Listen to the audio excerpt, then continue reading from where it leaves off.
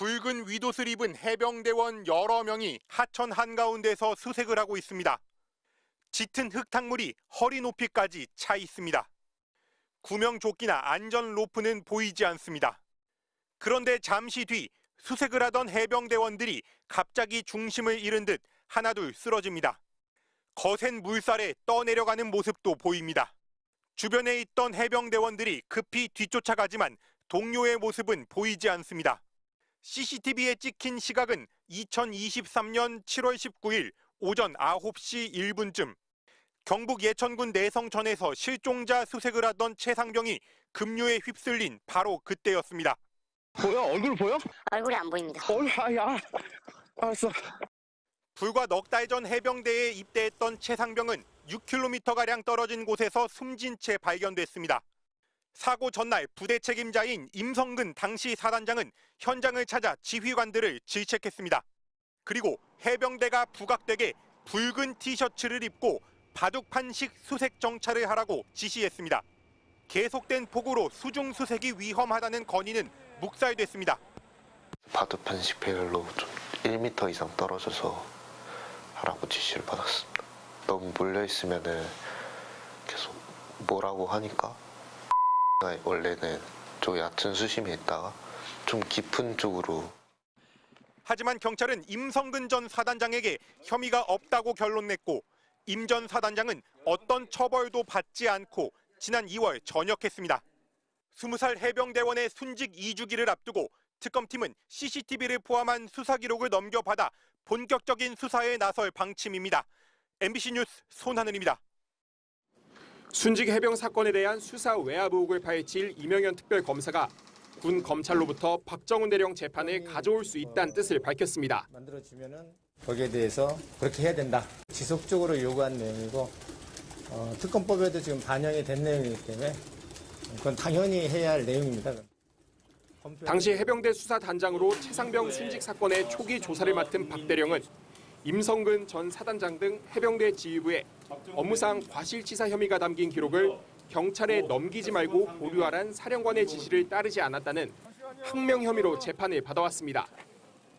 1심을 맡은 군사법원은 사령관에게 이첩 중단을 명령할 권한이 없고 정당한 명령이라 보기 어렵다며 박 대령에게 무죄를 선고했지만 군 검찰은 항소하면서 국방부 장관에 대한 항명에도 해당한다며 공소장까지 변경했고 현재 서울고등법원에서 2심이 진행되고 있습니다. 특검법에 따라 순직해병특검은 재판이 진행 중인 사건도 공소를 취소할 수 있기 때문에 특검이 재판을 넘겨받은 뒤 항소 취하를 검토하려는 수순으로 해석됩니다.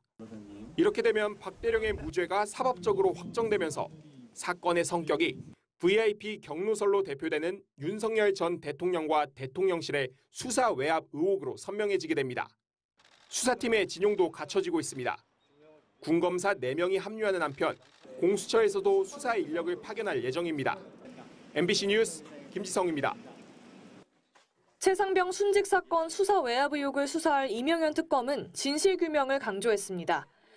이 사건에 이제 억울한 죽음이 있잖아요. 그 부분에 대해서 명백하게 실체적 진실을 규명하겠습니다. 이 특검은 자신이 군을 잘 알고 수사도 할 줄 알아 선발된 것 같다고 했습니다. 이 특검은 20년 넘게 군 법무관 생활을 해 군 관련 사건 수사에 전문성이 있다는 평가를 받습니다. 1998년 1차 병역비리 합동수사본부에서 국방부 팀장을 맡기도 했습니다.